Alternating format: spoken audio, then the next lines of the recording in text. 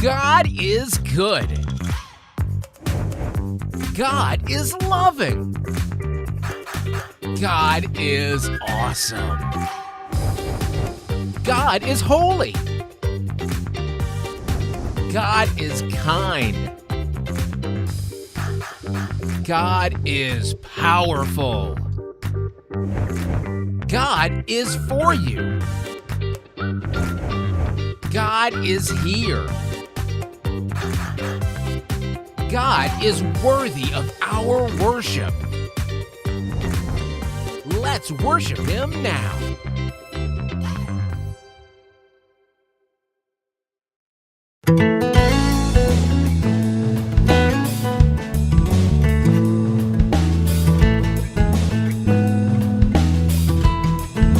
Hi everyone, it's Aunt Fernita. Today's story is called, What Is It?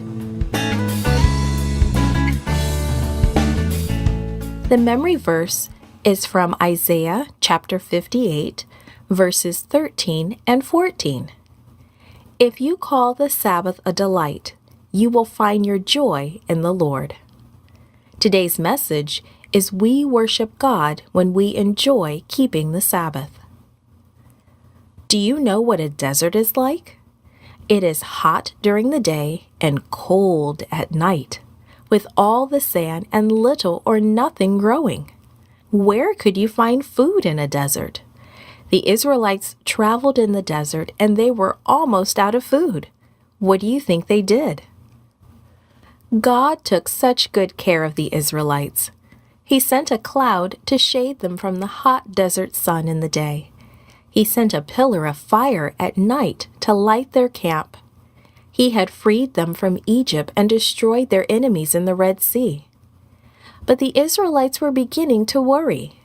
It had been 6 weeks since God had led them out of Egypt, and the food they had brought with them was almost gone.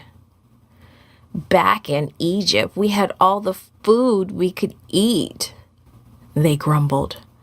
But here in this desert, we're going to starve to death. They complained bitterly to Moses. Of course, God had no intention of letting them starve to death. I will rain down bread from heaven, God told Moses. It will be there in the morning. The people are to go out every day and gather an omer each, but they must not keep any of it until the next day.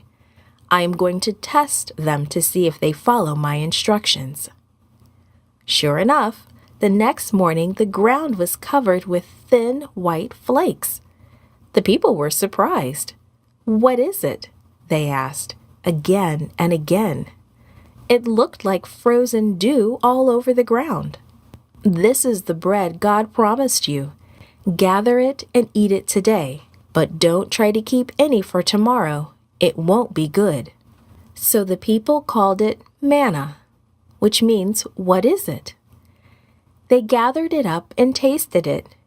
It tasted sweet like honey, and there was enough for everyone.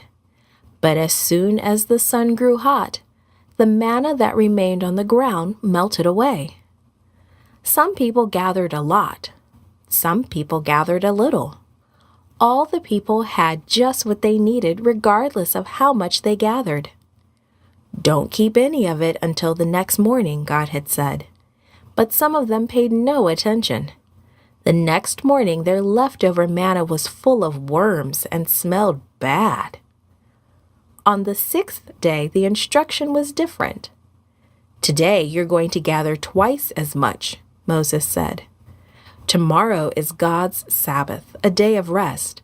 There won't be any manna on the ground in the morning. So get enough for today and bake it or boil it, but save some of it for tomorrow. The double portion they were told to gather to keep for Sabbath would not get wormy. But wouldn't you know, some people didn't gather twice as much that Friday. Instead, they got up on Sabbath morning expecting to find manna. They had to learn their lesson the hard, hungry way. Of course, there was no manna on the ground that Sabbath morning, and there was none on any Sabbath that came after. How long will they refuse to follow my instructions? God sighed to Moses. The story of the manna teaches us two things. First, just like the Israelites, we honor God when we obey Him. Following His directions is an act of worship. It also teaches us that God knows best. His plans for us are for our own good.